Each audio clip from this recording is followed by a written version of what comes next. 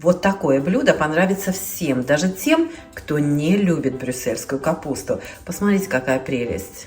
Брюссельская капуста с фаршем из индейки. Просто обалденно. Всем привет, друзья! Сегодня я запекаю брюссельскую капусту с фаршем. У меня это фарш грудки индейки. Все необходимое вы видите у меня на столе. Готовится очень просто. Я купила вот такую брюссельскую капусту, которая просто, очень мелкая. Поэтому я решила приготовить ее с чем-то. Иначе запаришься, пока ее приготовишь, запечешь, и все такое. Короче, рецепт простенький. Нам понадобится луковица, немножко чеснока. Все это по вкусу, друзья. Понадобятся тертые помидоры. Если есть свежие, пожалуйста. Если есть вот такая пассата, еще лучше. Если нет ничего такого, можно взять томатную пасту и развести немножко водой. Специи берите свои любимые. И травы тоже берите свои любимые. У меня, как всегда, это соль, черный перец, паприка. Добавлю немножко острого перца и зелень. У меня свежая петрушка, добавлю свежую петрушку. Укроп замороженный тоже есть. Короче, сориентируемся на месте. Сначала мы все это обжарим и будем запекать в форме в духовке минут 25, может быть 30. Луковицу нужно мелко порезать, и я обжарю на растительном масле. Можете взять сливочное масло, если хотите. Это не принципиально. Оливковое масло можете взять. Что есть? Что ты хочешь? Вот что? Мяу-мяу. Я прошу прощения за заляпанную поверхность, но у меня вот здесь, смотрите, тушится хвостик, рецепт которого тоже будет у меня на канале.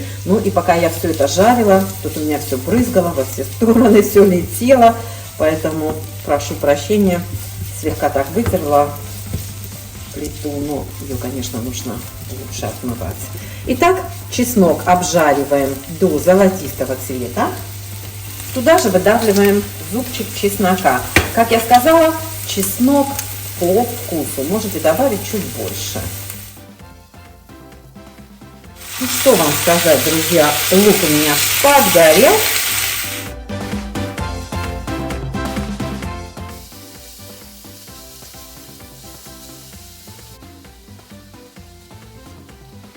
Вот, друзья, чуть-чуть у меня пригорел лук. Уж извините, что есть, то есть.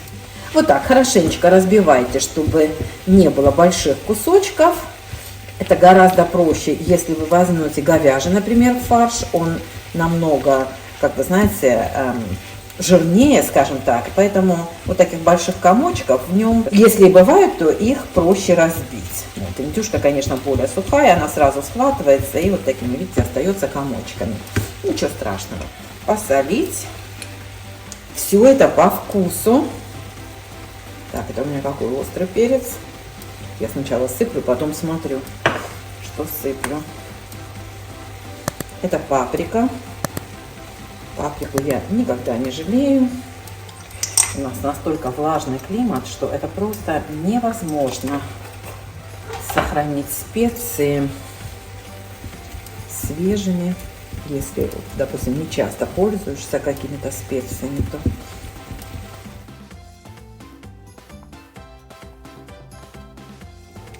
так, у меня, наверное, ушло грамм 400 посадки. Теперь нужно переложить в форму для выпечки.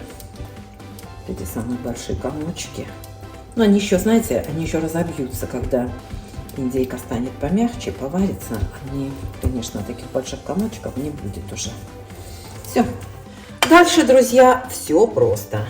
Перекладываем мясо в форму для запекания.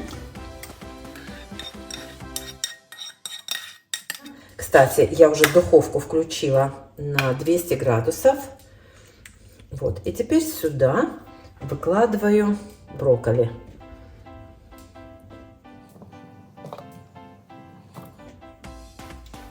Чуть-чуть пересолено, но еще возьмет капуста, соль.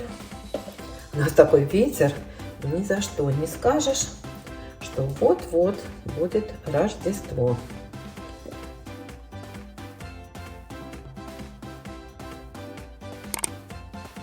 Так, аккуратненько все придавим.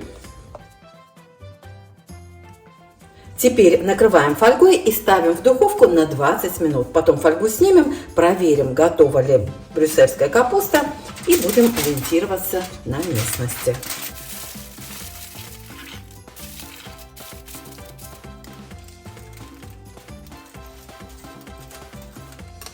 Ну что вам сказать, друзья, 20 минут, конечно, это очень мало. Так что я думаю, что тут, по-моему, нужно минут 40. Ну, в общем, так, до готовности.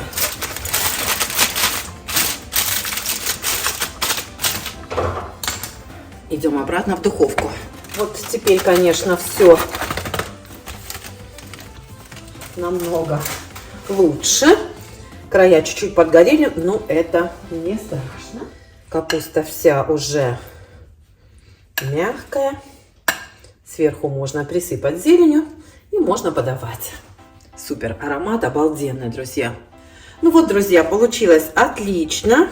Красота просто. Слегка присыпем зеленью. Ну вот, чуть-чуть остынет и можно подавать. Обязательно пробуйте. Всем пока!